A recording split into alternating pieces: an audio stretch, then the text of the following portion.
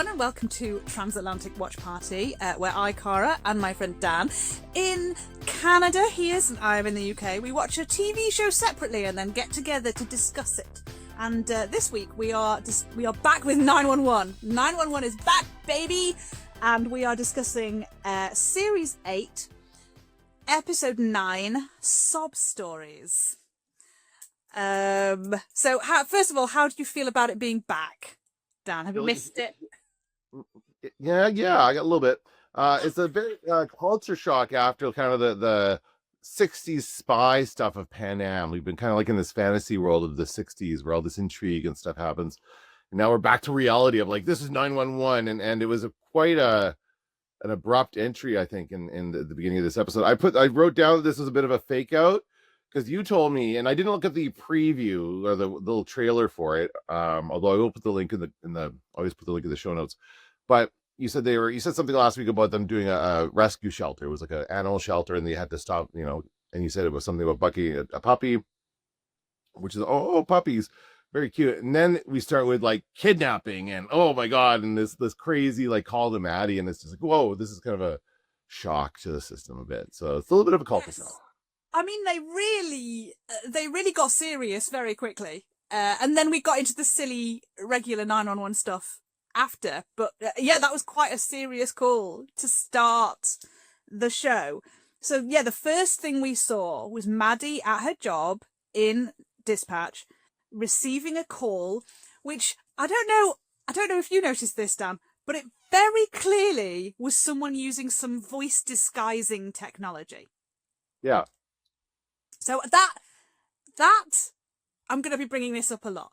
That is my pet peeve for the episode. It is very clearly someone using voice disguising technology, and Maddie thinks that it's a potential suicide attempt because they're upset. They're obviously upset, and they're talking about not wanting to do this anymore.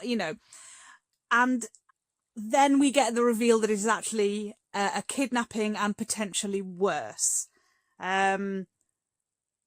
So, do you know that this is based on a real thing? No, I didn't. Although it did seem pretty realistic. I could see this happening, but no, I didn't. I mean, it was like very similar to like something like the Zodiac killer or something like that, right? A person who just kind of like kidnaps people and secretly, although calling 911 was a new twist. I didn't know that there would be people. No, that's the thing, that there was a serial killer called the Weepy Killer. Oh, okay. Who used to call 911 crying. So yes. So first of all, like, it was good, but almost immediately you get that moment where Maddie becomes too emotionally involved.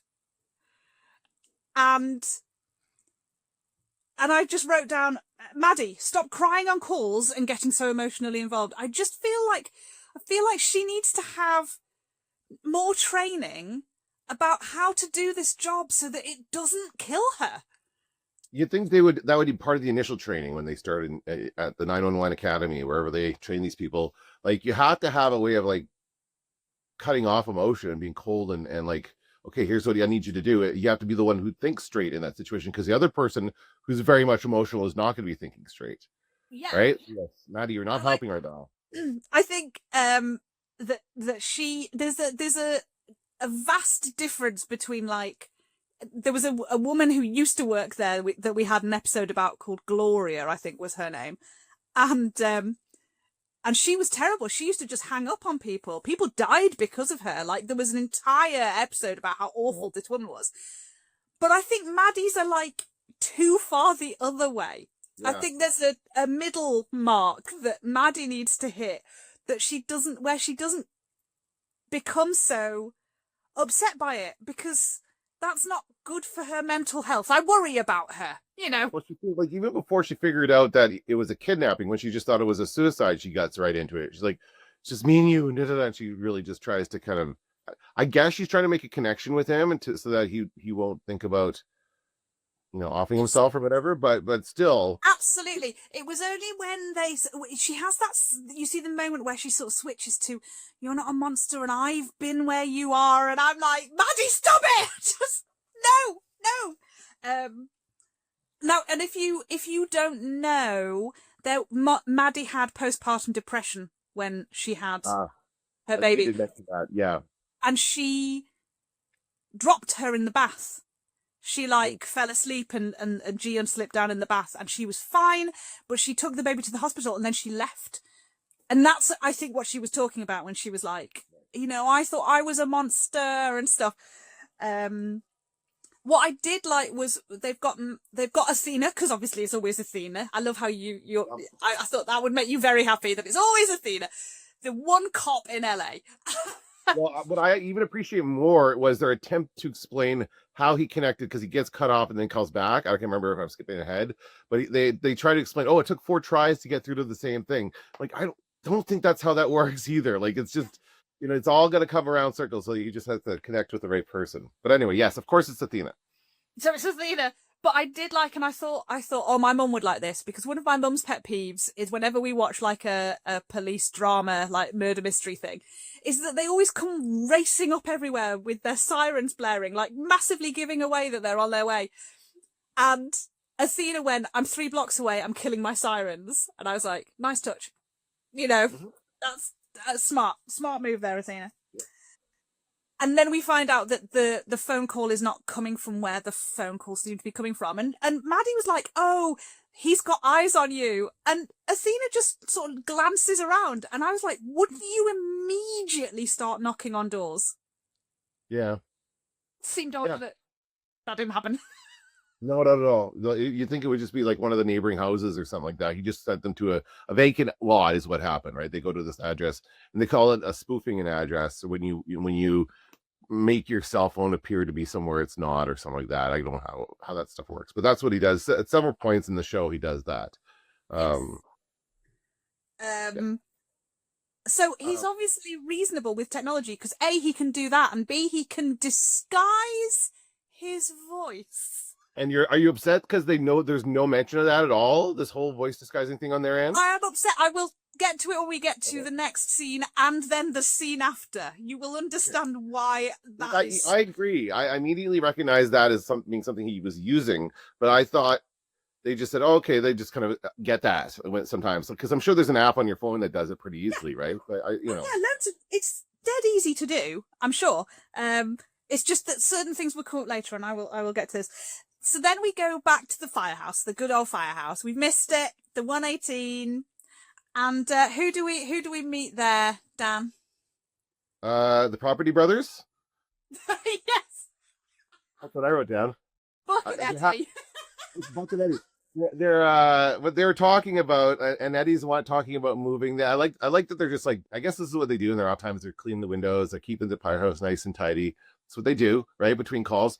And they're having a conversation about Eddie moving away. He's looking at a house, he's showing the house to Buck. And Buck is like, oh, I don't know, it looks like a piece of crap. He's already very negative about the whole thing.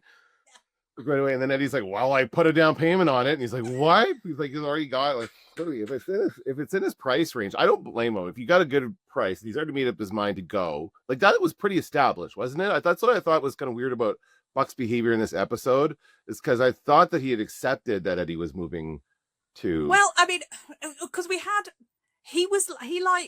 he got on board with it, because we saw him in the finale of the mid-season finale.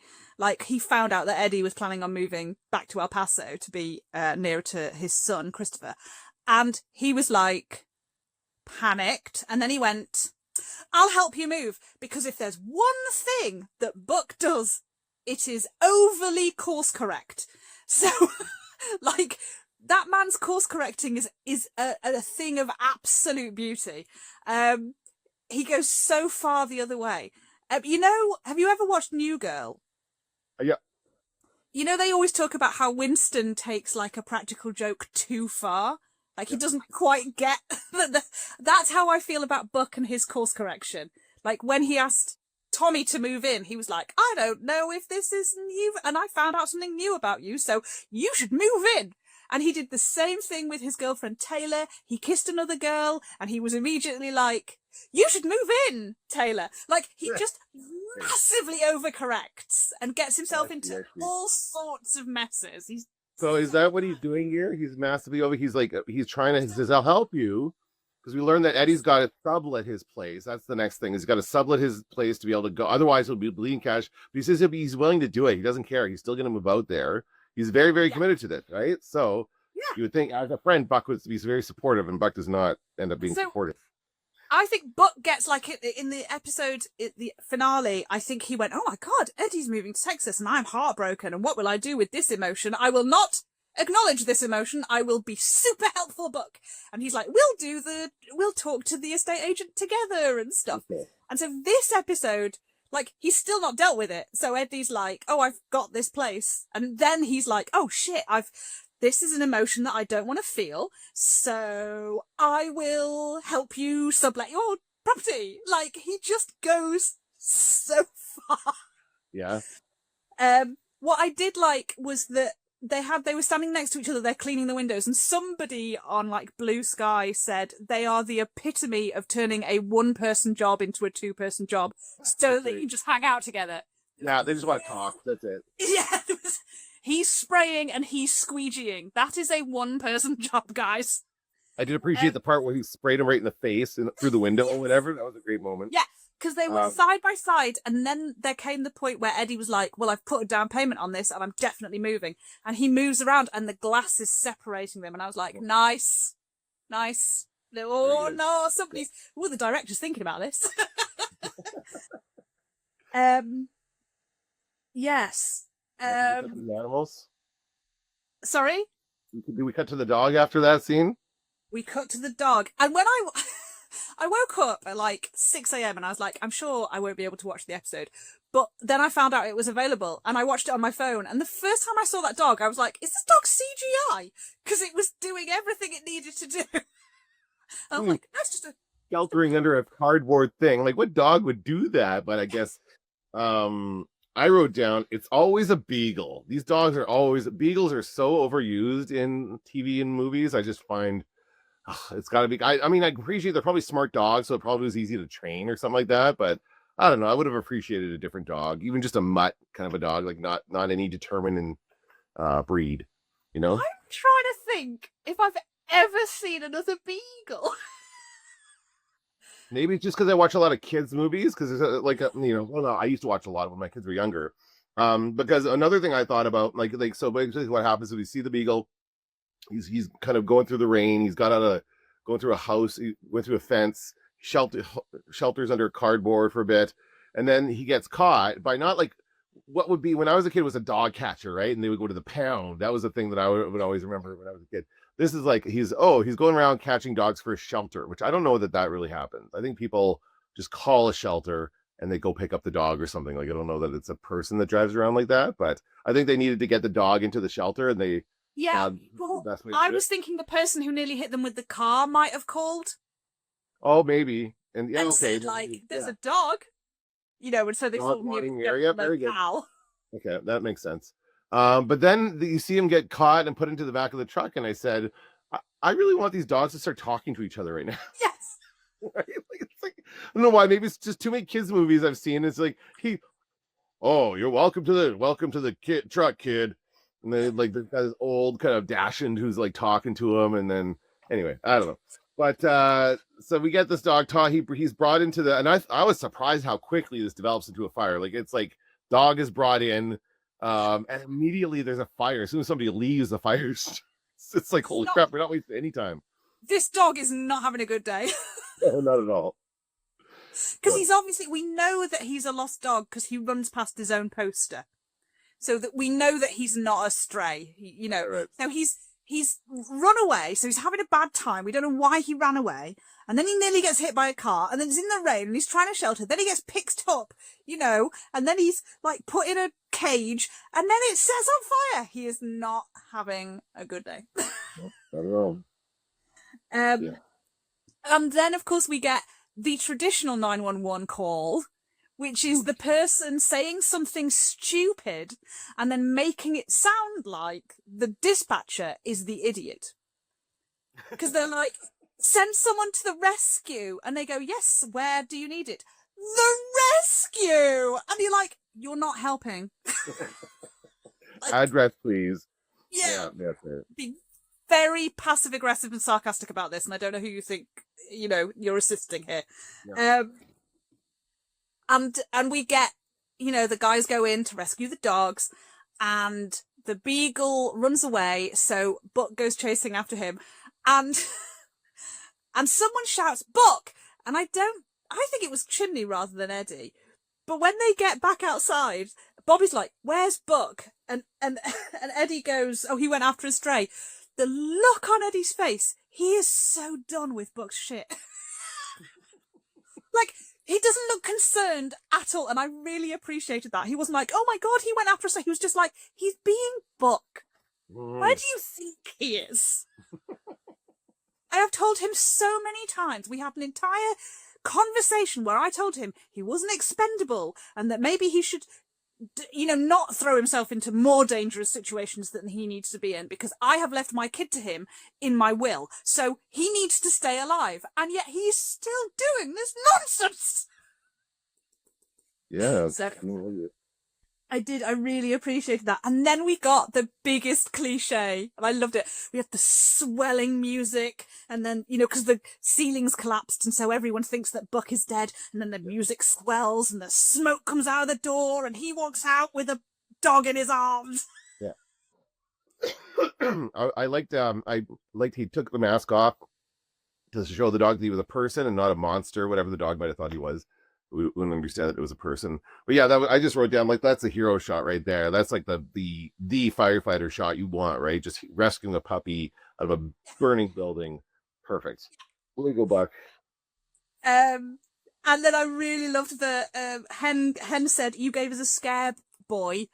And Buck went, sorry guys. And Bobby went, she was talking to the dog. Yeah.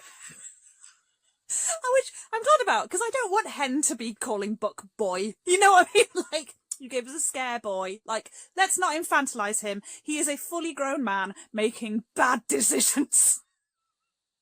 Yeah, for sure. And then we move back to Maddie's case. Yes, and she's like continuing. Now, I don't think this is a normal procedure for 911 operators. Once the call is done, they're done, and they move on to the next call. They don't continue to investigate on their own time, or just call in all the favors to get meetings with, like, the missing children. Had they determined the name of the girl at this time? Yeah, they did. They did in the call, right? They got the name of the girl. It was Jaina, and they go to meet a missing persons specialist, right? That's the thing, the cop. And this was my that girl, I guess, that person, that guy, yes, kind of shot. This is, I know her from a show called Timeline. I don't actually know the actress's name, but it's a really good show. It's a time travel show. And she was in that. It's like 2 seasons, maybe. It didn't last very long. That's what I know her from. What do you know her from? I don't know her from anything, but other people seemed to know her from something else, and I didn't look at what it is. I think she's called Abigail Spencer. Is that her name in real life? Might be. But people were like, oh, it's Abigail Spencer! They all got excited about it, but I don't know her from anything.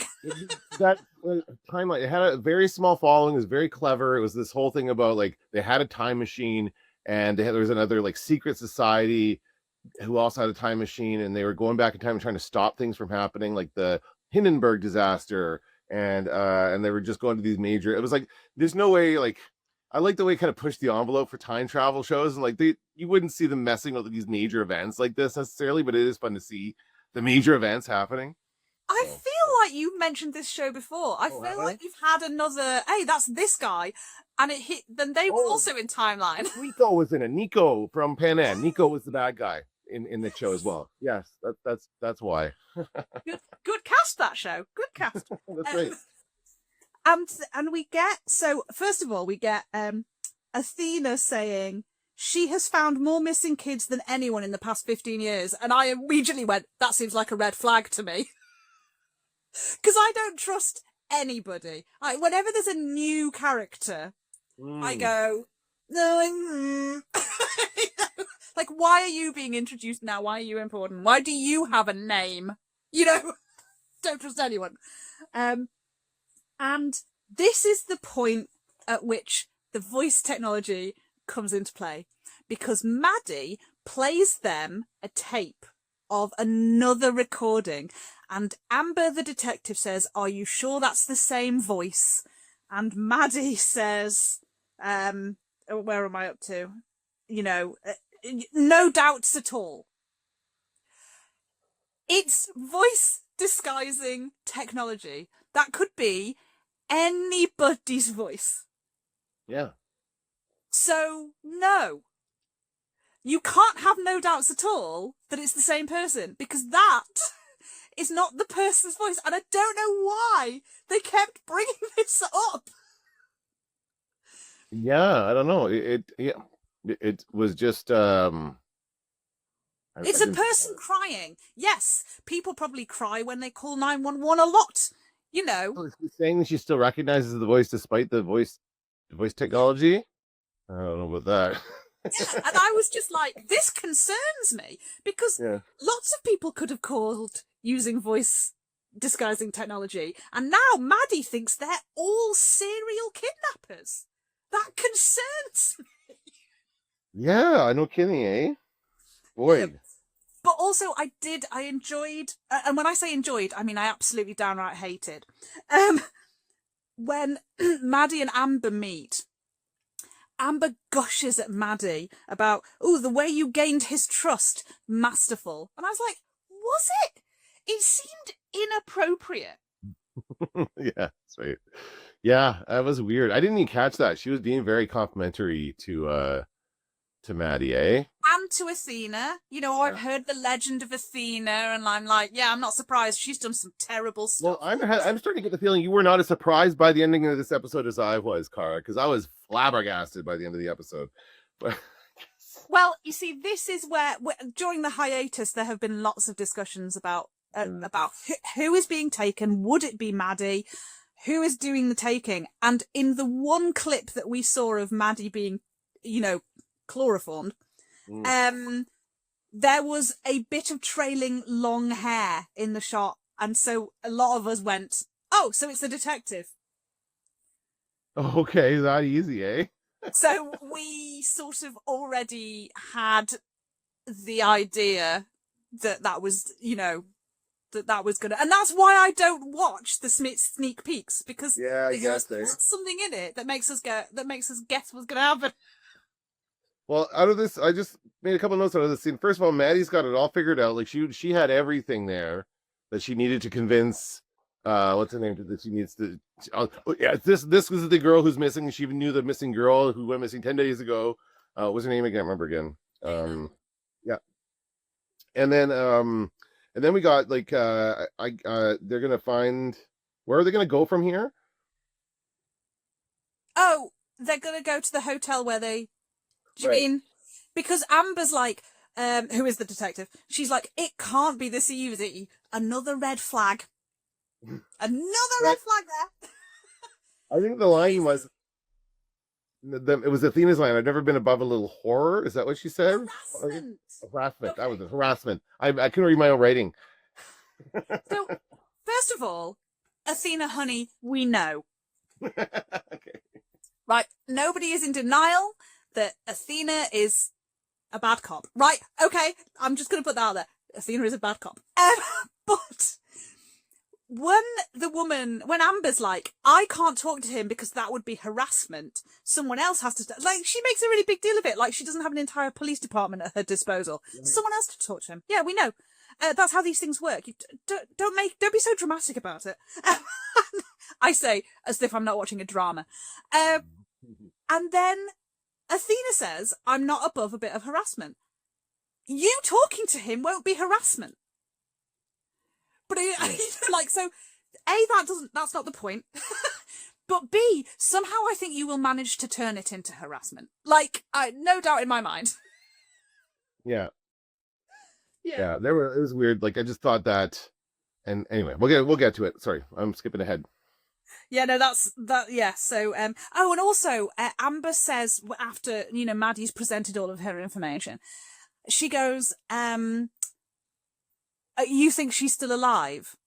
And Maddie says, I have to. And I'm like, yes, so that you can sleep at night. That does not mean the police, that does not mean you have the evidence to give to the police that she is still alive. Like, that's a different thing. This whole scene was just very confusing in terms of like, whose job is what? Why are you saying this stuff that doesn't make any sense? Like, they're all talking at cross purposes and yet somehow coming to the same conclusion, which is really, it's none of their jobs to look for this girl at this moment, right? Like that's some other police department probably who's been assigned to that, and they probably have a search party out looking for her or whatever, and they haven't called this other department yet, I assume, in this conversation, right? Sorry?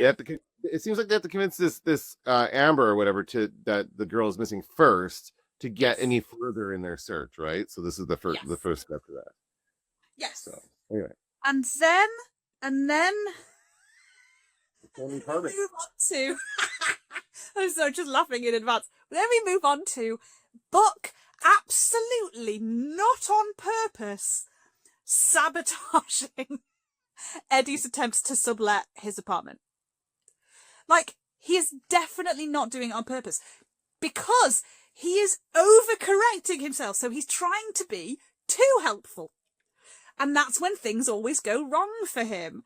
The only time when I'm like, you should have thought about Meth Lab Jim. Like, don't tell them about Meth Lab Jim. That seemed like an obvious. That seemed like even Buck should have realised he shouldn't tell that story. But also, I'm assuming Meth Lab Jim doesn't live there anymore. Sorry, this is my first introduction at Meth Lab Jim. Is this a recurring character or what? We have never met Meth Lab Jim. I thought it was something that it happened before. I thought like maybe this is a previous episode of 911 that we're talking about here. No, it's just the thing that, you know, the woman with the kids, and she was like, oh, what are the neighbours like? And Eddie's like, oh, I know them.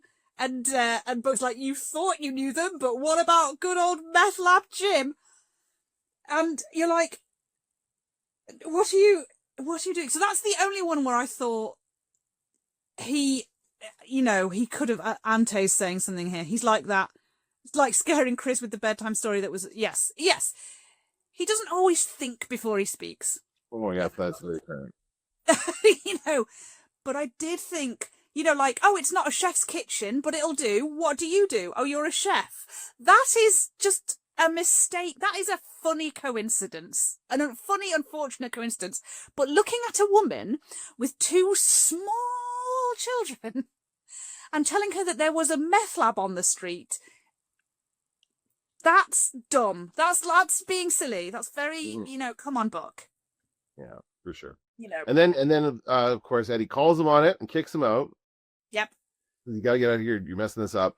I got one more coming and I gotta talk to them. So Buck leaves, and then he forgets his phone, so he has to go back in to the kitchen to grab his phone. And then so what he does he ends up overhearing Eddie talking to these people. And so what Eddie says is, the guy's asking why he's subletting, and he's explaining he wants to move to Texas to be with his son, and that they moved to LA for the job, but they've decided to go back. Whatever. He summarizes it, and he's got no connections here. No connections in LA. Yeah. Everything everybody he cares about is in Texas. And that gets Buck. Buck does not like hearing that at all.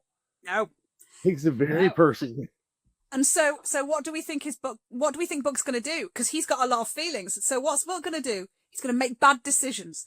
And it's also, I wrote down in all caps, he's not talking to or about you, Buck. He always internalize. He always makes it about him, right? He always says it's about what I care about. And anyway, yeah, he's just like this whole episode is just being an ass, basically. Yes, this whole episode is just blow after blow after blow for Buck. He's having as good a time as that dog was, like things are just not going well. And as Andrew points out, he has terrible abandonment issues. So then we find out that Buck, we go to the firehouse the next day, whenever it is. And Buck has a dog. Now, there is a thing in the shelter that a dog is put on hold for a certain number of days. You don't just walk in. That dog had only just got into the shelter. The night before, so it hadn't even really properly been processed. That dog would have been on a hold. He could not have taken that dog. And it really annoyed me that they gave him that dog only to break his heart later. Because, spoiler alert, the dog had owners, which we knew because it had a Lost poster. Right. But you do not give out dogs to people when it might have an owner. You hold it for a certain number of days so that people who are checking the shelters can see if their dog is there, and people don't get their hearts broken. Not to mention that woman made it sound like the dog wasn't going to find its home. Like when he's like, what's going to happen to him? Hope they find a home. Like basically like this is probably going to die. That's not what how I took that. So it's like he like, I get why Buck felt he had to adopt the dog, but what I actually thought they were going to say was that he had agreed to foster the dog. Like that would be a much more realistic situation where he would be the foster, like, because a lot of these shelters are overflowing with animals. They have so much, they don't have enough space. So I have friends who do this all the time where they'll foster an animal. They'll just keep the animal until they find an owner for it, or until they find the owner for it. Either way, the pet is just with you temporarily. It's not like a permanent thing. But that's what I thought they were going to do with it, and they just didn't. Oh, I adopted this dog. I'm like, holy. And they don't let you do it that quickly anymore either, even in a normal situation. Even like they want you to come down there. They've had too many people returning dogs, especially like post-pandemic. That was a thing. Everyone went and got pets and then didn't want their pets anymore. So they make you go through more stuff to adopt animals. And he would have to fill out a form, and one of the questions on that form would be, does your building allow pets? And so immediately he's a no. Yeah. You know, and like all of it was so stupid. Like the stuff that happened in this episode that would not happen just for them because plot. There was so much of it in this episode. Like I was honestly curious by the end of the episode. I'm curious about Buck's lease agreement in his current apartment. Right, we can get stuff later. What's on a month to month? Like, how does that even work? So yes. Plot. That's right. Eddie is in a bad situation with his rent, his lease or whatever, but Buck is not. So therefore, plot. Yeah. Anyway. And so yeah, we get Buck being a petty little bitch. And he's like, oh, are you teaching him everything you know? Yeah. He knows how to stay. Unlike some people. And then he tells them, he says out loud about, you know, oh, if I need to move, I'll move. You're not the only person who can do that. And everyone's like, whoa, what's going on here? There is a brilliant extra. There's a background guy who sits on the bench and listens to it. And you normally don't see that. They're normally like, you know, cleaning the engine or whatever. Everyone else has a job. This one guy stops and listens. And I have this headcanon that there is one person outside of the clique. There are always, like, the rest of the A shift kind of go, okay, right, Dom, it's your day to listen to them. And then you have to tell us what the hell is going on with them. Because that's a weird group. He's like, that guy brought a dog to work today. What the hell? Right? I did appreciate the conversation. It's because Eddie's leaving. Right. So guys, all right, come in. This is what's happening today. I just like the idea that they all have to get together, the non-clique, and have their own clique. You know? That's right. That'll be the next spin-off. That'll be the 911 B shift spin-off show. Well, a lot of us say we're desperate to have like a web series, which is like either the rest of the A shift or the B shift, just having like an entire shift where they just, like, maybe they get no calls and they just sit around all day going, what about that bloody A shift, eh? What's wrong with that? You know? And so, but then Eddie tells the others what's going on.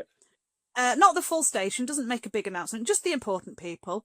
And then he says, that's a weight off my shoulders. But then still, when he says, thanks, Buck, he's like, thanks, Buck. Like, Well, but I like that everybody else, and Buck is like kind of surprised by everyone else's reaction because everybody else reacts in a caring and mature manner for their friend who they know wants to be close to their son. They're like, good for you. That's the right decision. We're gonna miss you, but we're happy that you made it. Like they're all so happy for him. They're all like, yes, good for you. They're being great friends.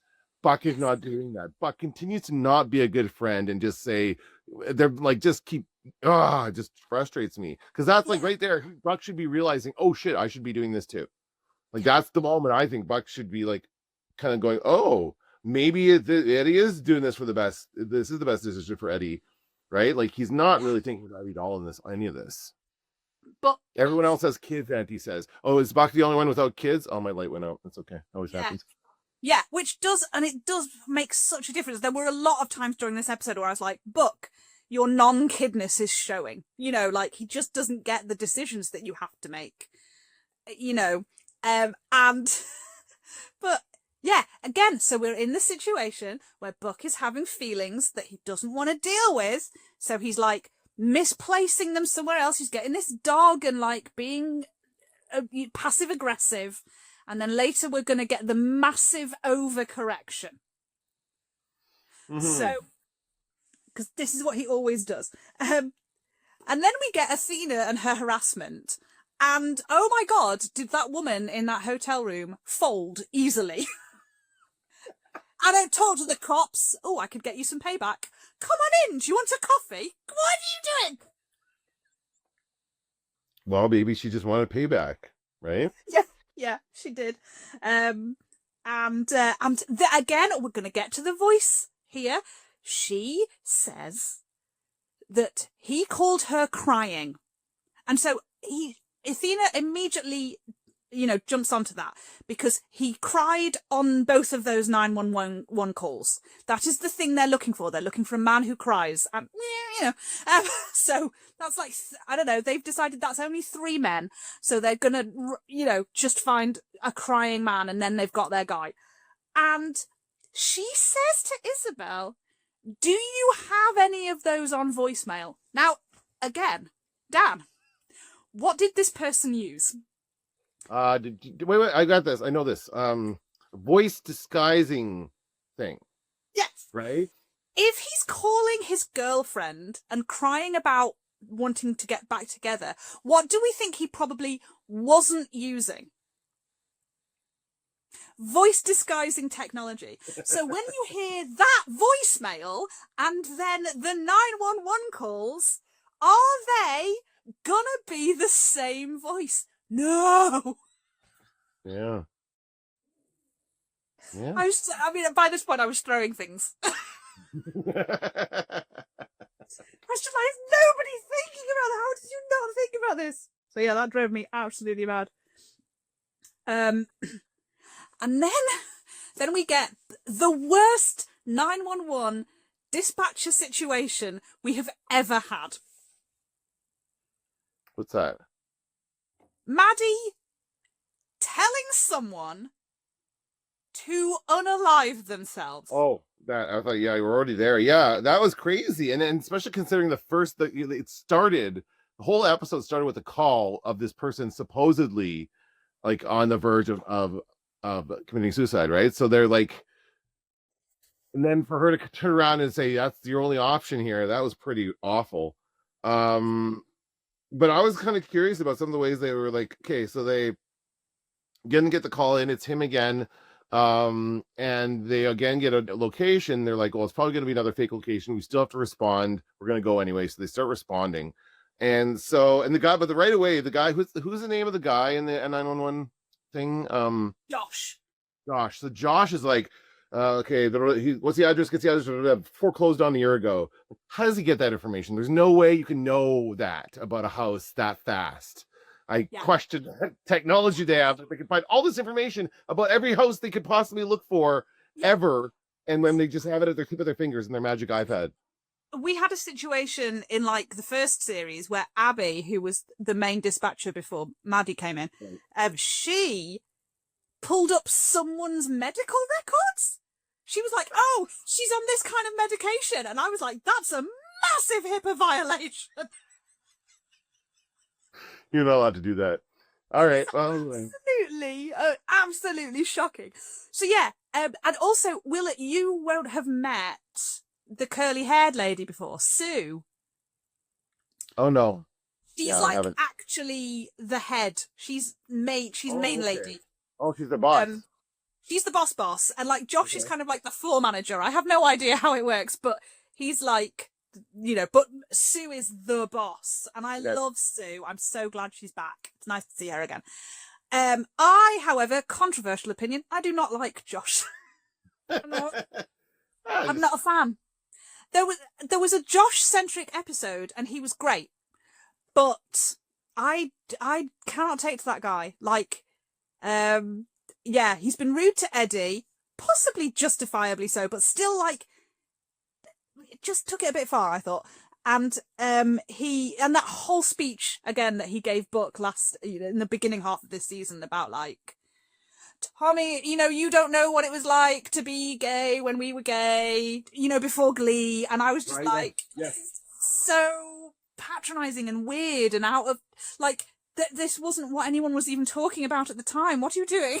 So anyway, so Josh standing in the background, nodding supportively as Maddie tells this man to kill himself. Yeah. Which is a crime, by the way.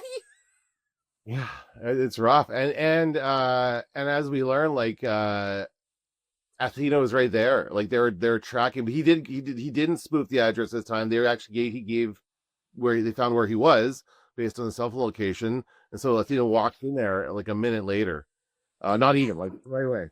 And so that's it. He revealed that he knew that Maddie had a daughter and what her name was.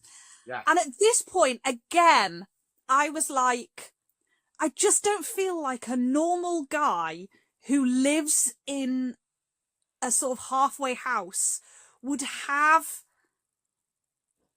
the wherewithal, possibly, or the technology, or whatever it is,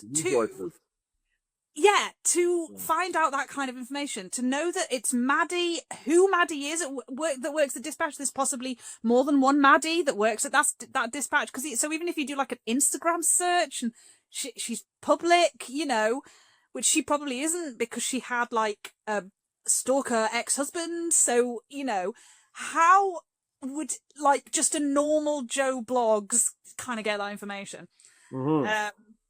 So that felt a bit like a red flag. And then when it happens. Hold on, sorry, 1 second. I'm on a call right now, okay? It's okay. I'll be done in about 15 minutes. This is interesting. Apparently Jennifer Love Hewitt was the one who suggested that he threaten G because the showrunner just wanted her to tell him to unalive himself unprompted. So well done, Jennifer Love Hewitt, because that definitely at least makes a bit more sense. But also then it makes it personal for her, right? Then she's going to worry about this guy taking her daughter. Yeah. And that's not good. Right. But when it happens, when the gunshot goes off and Athena reveals that Richard Bullock is dead, Maddie goes, "What did I just do?" And and Josh says, "You did what you always do. You saved a life." And what I thought he should have said was, "You did what you always do. You took it a little bit too far and probably did something illegal," because she has previously stalked a woman who called her on 911. So I'm like, none of this, like, "Oh, you're so masterful at your job, Maddie. You're so good at your job. You're like the best dispatcher we've ever had." She's like, there's problems here. Yeah. So that really made me laugh. And then Athena finds Jaina in the same place. So luckily we get to save Jaina. That's excellent news. I'm very pleased about that. But Athena, could you maybe not shine your flashlight directly in her eyes? Yeah, like, no wonder she was scared. She doesn't know you're the police. She can't see anything. Yeah, she's freaking out. Yeah, and she saves her. Yeah, that was terrifying. And I was just wondering. Wait, I had something and I lost it. Never mind. Move on. I'm so sorry. And then And then we get, again, Maddie in Amber's office. Although Amber is taking a phone call outside of her office, and I'm always like, why is that happening? Well, here's okay. This is I remember this is the way my brain works. So what I was wondering about that when like it sounds like when he calls in the second time that he's got her right there with him. Like that's what it was like. Because I could hear like the first time you could hear the girl crying, and then this time I think you could hear the girl crying a little bit. But it was like, are we like to believe? But he was like in a couple of rooms over from where she was. Yes. Right. So was that because he was moving around? He wasn't the one making the phone call. Right. Okay, that's what I thought. Right. So was he whimpering? Was he the one whimpering? Is that what we were? Are we supposed to believe or no? No, Amber was making the phone call. Yeah. And she was in the room with Jaina. So But Jaina what was did the whimpering. guy come into it? She needed to plant it on somebody.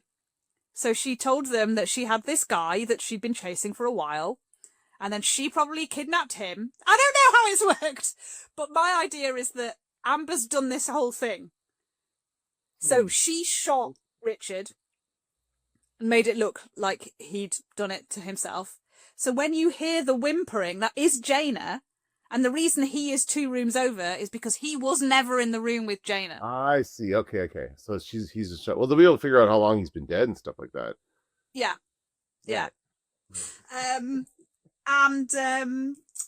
yeah, the only thing, so when they have this conversation with Maddie in Amber's room, one of the only 2 things I wrote down for this scene was those books are fake.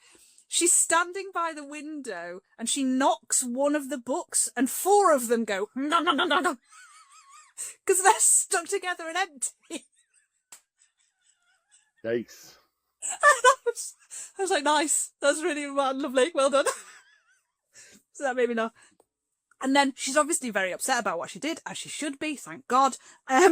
And Athena says she should go home, hug her daughter, and pour herself a big scotch. Now that's important because we know that Maddie is pregnant. Oh, right. I But forgot. Athena obviously doesn't. Yes. Yeah, they haven't told yet. Yeah. So the only people who we know are obviously Maddie, Chimney, and Buck, because Buck figured it out when Maddie refused a glass of wine. Right. That's right. But it seems that no one else knows. So when Maddie goes missing, I assume that is going to come out as well. You know, that, well, here's another weird reason to be worried. She's preggers. And then we get... Oh, then we go back. Then we go back to Buck having the worst day. Well, when the family comes get the puppy back? Yeah. Yes! Because the family comes in and the dog was great. The dog was cute and fine. And they kept giving it whimpering noises, which the dog wasn't doing, and that annoys me. But the treat work was the most obvious treat work I've ever seen in my life. Like, every time that dog was on screen, he was like pouring. Well, it's like people's hands.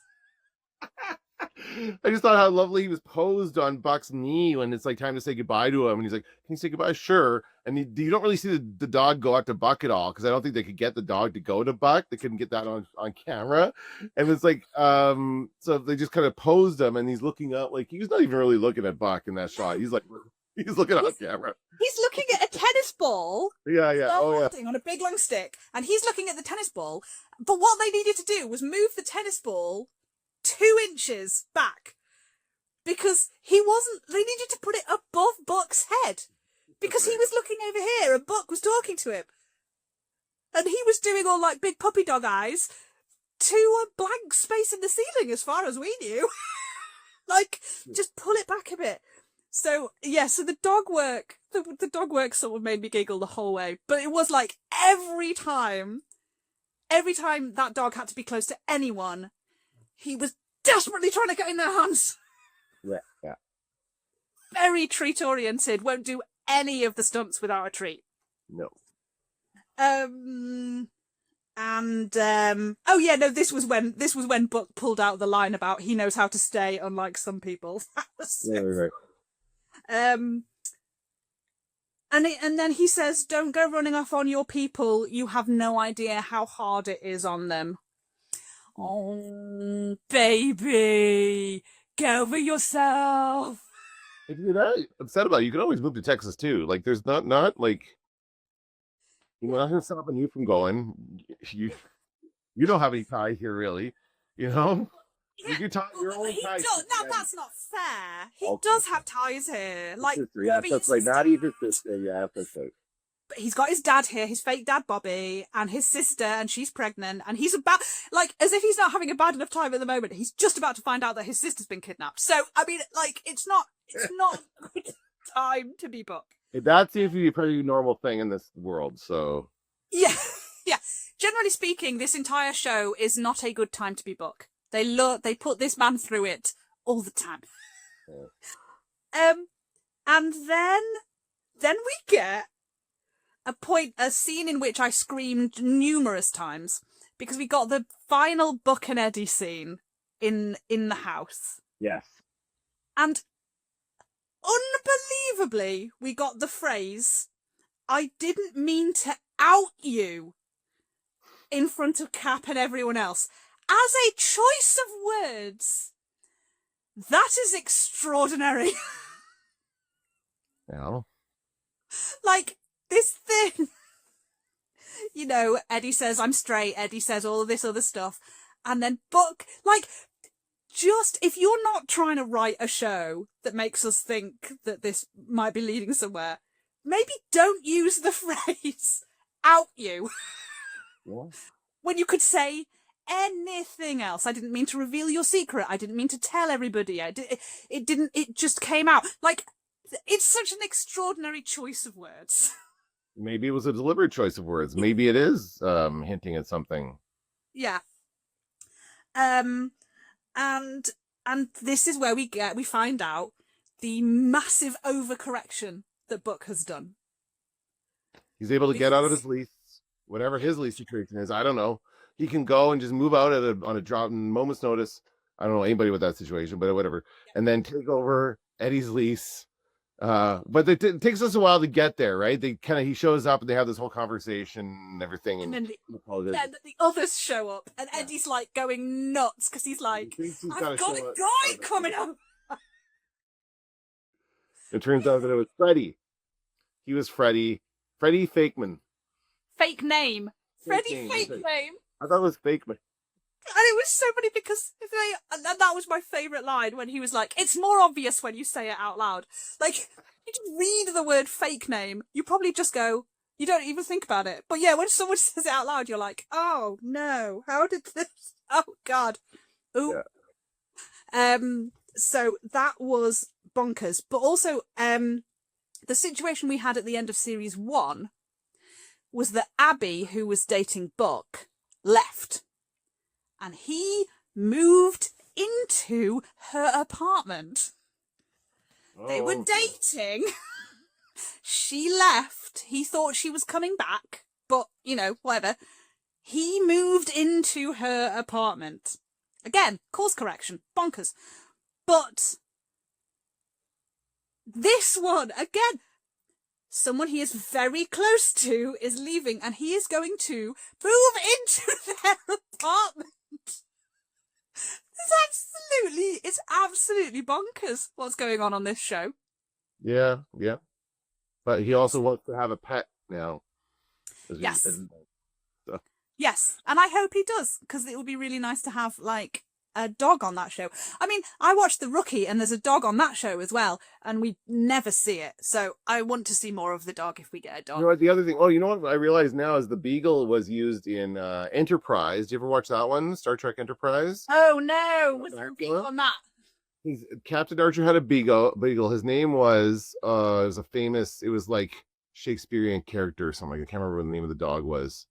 Iago. No, it was what were the Musketeers' names?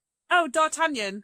No, D'Artagnan, the Three Musketeers. Oh my God, Aramis, Athos, and Porthos. Porthos, is that one of them? Yes. Yeah, his name was Porthos. The dog's name was Porthos. And it was a little beagle like that, exact same kind of dog. But it was very well trained. It did not go for the treats. It was like really, really good dog. Anyway. Well, now I'm upset because there is a TV show called Dog Tanyan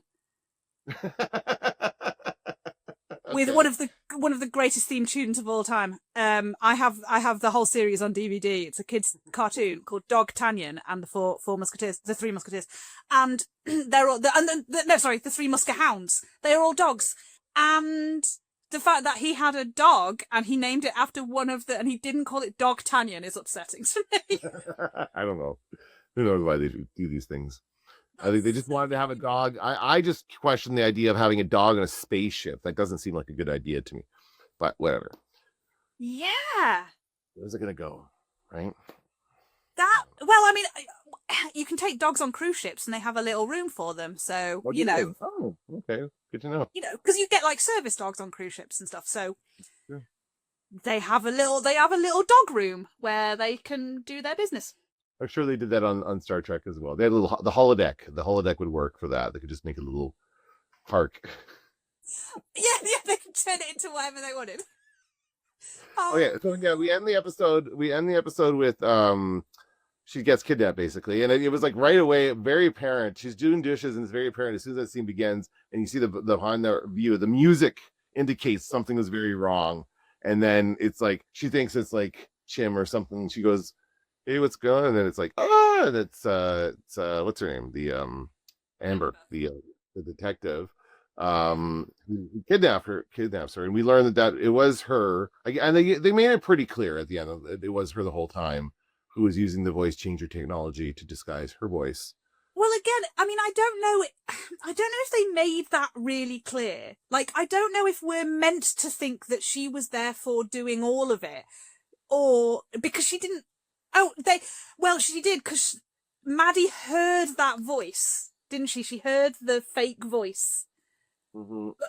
So yes, that they did sort of make it clear that it was her calling in all the time. I'm still confused about the Richard guy, but I'm sure they will reveal that in the next episode. They'll have a little conversation between them at some point, and she'll kind of reveal her whole plan. So. Yeah, they always do. It's always their downfall. They always reveal their plan. Okay, how are we supposed to know what's going on, Cara? We need to know. Well, exactly. And I liked it when she was like, "You're gonna be so mad at me." Yeah. I thought that was a great line. Yeah, it was.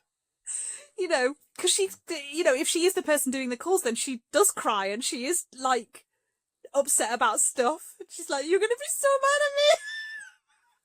So yeah, so next episode is it's gonna be stuff. Like stuff's We going. got another kind of multi-part arc here. Maybe 2 or 3 episodes. Who knows? No, just 2. You know that? They've confirmed that it's 2. Okay. So that is interesting. Oh, Ante's saying that she thinks Amber's gonna have a split personality. It's an interesting thought. Yeah. So, and then that would tie in with Maddie saying like, the good part of you rings me, and the monster part of you is what's doing these bad things. Like, But again, I'd rather they didn't do that, because again, it's just such a terrible depiction of like mental health issues. Like, that's not how split personalities work. So, but yeah, so it was an extraordinary, like, watching it the second time and knowing what Maddie's going to do, the whole episode was just like, I can't believe Maddie's going to do this. I can't believe, oh my gosh, she's going to tell someone to kill herself. And her 2 bosses are going to be like, That's where I get confused about it, right? Because did Amber know she was going, like, when did she kill Richard is what my question is. That's really what I want to know. Yeah. How would she have known that she would have convinced her to kill? Was the plan always to fake his death? Yeah. Or to actually not fake, actually kill him to make it look like he did that, himself. I don't know. It's just confusing to me. I think, yeah, and even if she hadn't even if she hadn't got Maddie to say, you should kill yourself, I think Maddie was on the case. She realised Maddie's good at this sort of stuff, because she said to her, "Oh, you're going to steal my job," Yeah. And so she realizes she has to put some things into place, and she points them towards this Richard guy. And I think that maybe she had him there anyway. And even if Maddie hadn't said, you know what, you should kill yourself, she might have been like, I'm going to kill myself. And then it still would have played out the way that she needed it to. Yeah, okay. But yeah, I'm really interested. I might be completely wrong about all of this. So I'm really interested to find out next week. Maybe we find out next week. Yeah, I really hope they do reveal that. And I hope Maddie's okay. I have faith that she will be. I don't think they would go ahead and kill off a character. Maddie's fine. Very good. After what they put her through in the last pregnancy, she better be. Okay. Yeah, and I think Eddie might leave next week, so that will be very interesting. So yeah, next week could again terrible for Buck. His sister's been kidnapped. His best friend's leaving. Oh my god. Yeah, he's not having a good week. He's going to make even more terrible decisions. That's great. Yeah. So yeah, I'm glad it's back. It's very silly. And thanks for watching it with me. I really appreciate it. A lot of fun. And have fun. And next week we will discuss episode 10 and whatever the hell happens there. Yeah. Yeah. Sounds good. We're running a little bit over, so I didn't know whether to talk to you about like what you've been watching. But what have you been watching? I'll just do one for now. A quick one. My girlfriend and I watched Gone with the Wind, which I've never seen before. So I really enjoyed watching that. We kind of did it in parts. It's almost 4 hours long, but it's kind of digestible in parts. And I really enjoyed it. It's not at all what I thought it was going to be about. No. So I was really surprised by that story. That is my problematic fave. I'm obsessed with Gone with the Wind. I've got books about how it was made. Really? I'm so just the filmmaking process of it. I'm It's absolutely beautiful movie. I definitely get that right away. I get why everyone says this is such an amazing film. Visually, it's stunning. The whole thing, it's just incredible. There's a brilliant documentary that's on YouTube that you should watch about it. I'll send you a link because it's absolutely fascinating. To be fair, it's nearly as long as the film itself, but it is so good. It takes you from like getting the rights to casting to the change of directors to like everything, that how they shot it, the map paintings. It's so good. So cool. I will send you a link to that. That's awesome. Well, I really enjoyed it. It's a lot of fun. I'm probably going to look for it on DVD. Yes. My collection.